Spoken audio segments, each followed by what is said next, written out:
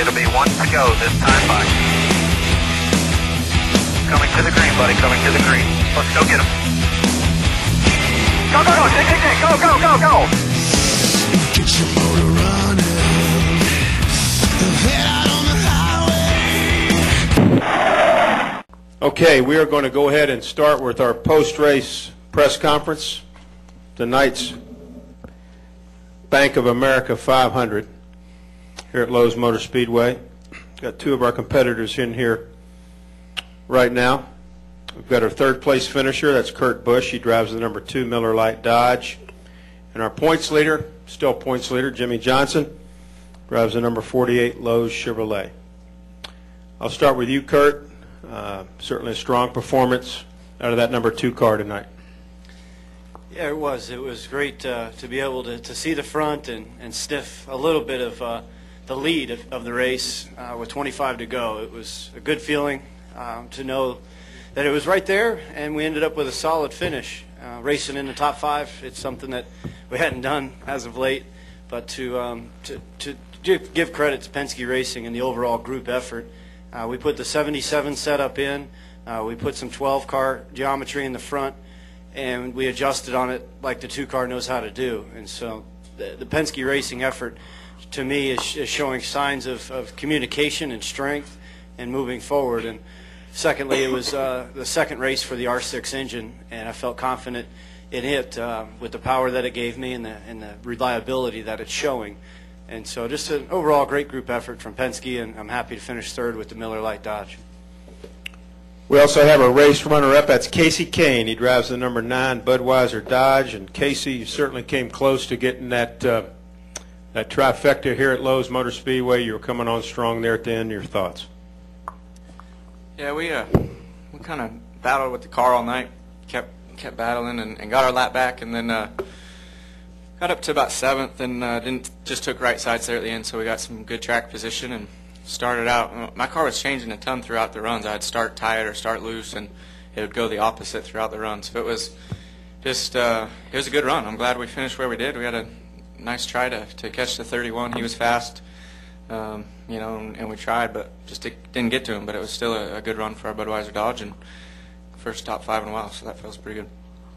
And Jimmie Johnson, as I mentioned, our points leader, I believe, for the 3rd consecutive week. Jimmie, your thoughts about how the race unfolded out there tonight? First 2/3 was good for us, and then we were junk at the end, and tried to get up there. Took a lot of risks tonight, trying to get as many points as I could on the 16, and trying to hang with that 31 and get by him, and damn near threw it away a couple times. And earlier in the race, we had some pretty big moments as well. So I just hate the last third of the race that we got out in left field and couldn't get it back.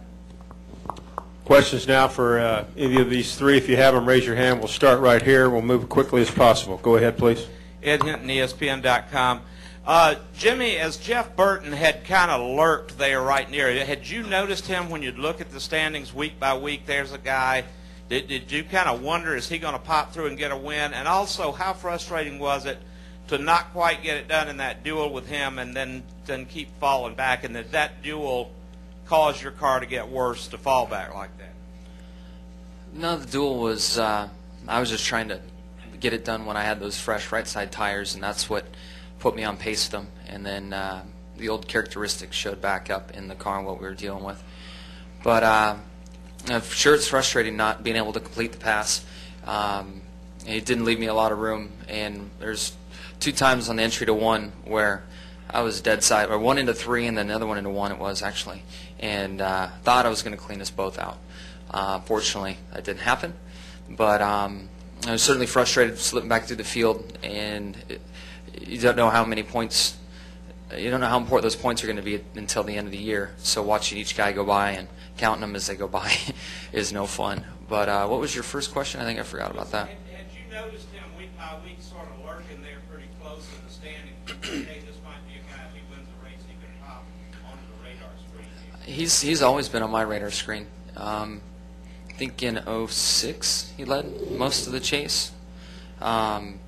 He's been doing this a long time. He knows the tracks. He's and revitalized RCR over the years. I think we can all give him a lot of credit for the turnaround that RCR has had. And on track, he's smart. I mean, he knows how to race hard. He's been out there a long time, and he knows how to race and get points. So he's always been on my radar. Next question. Who has it? Right here. Go ahead.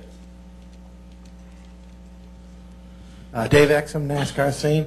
Jimmie, are you really confident now, sort of going into Martinsville because you've won there before? I feel good about Martinsville. Right now, I'm pissed about tonight, but look tomorrow, Tuesday, whatever it is. Be ready for Martinsville, and I think we'll be real good over there. It's been a great track to us. So I'm excited to go there. Hopefully, we can take advantage of going to a good track.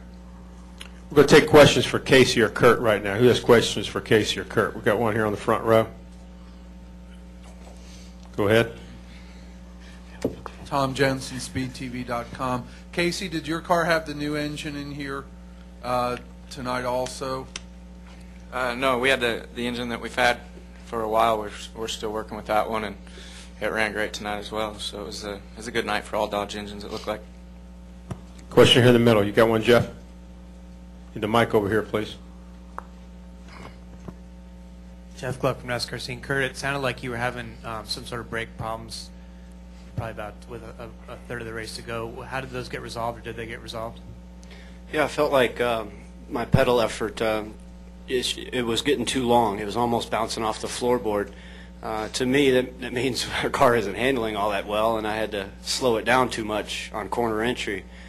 And at that point, that's when the fronts seemed to be glazing over and the rears started to grab and get more aggressive, and that makes you loose in. So I had to pump the pedal twice each straightaway and just and hope that the brake stayed underneath it. And we made 2 adjustments at the end that allowed our car to free up a little bit, and that way we didn't need as much brake to run the bottom side of the racetrack. But something that with this COT, it's not all that efficient with brake cooling and radiator cooling. Things get plugged up in the front. There's quite a few things that are wrong with the front end of the car, and sometimes you have to just commit to running brake ducts and keeping the brakes cool, even though you're at 1.5 miles.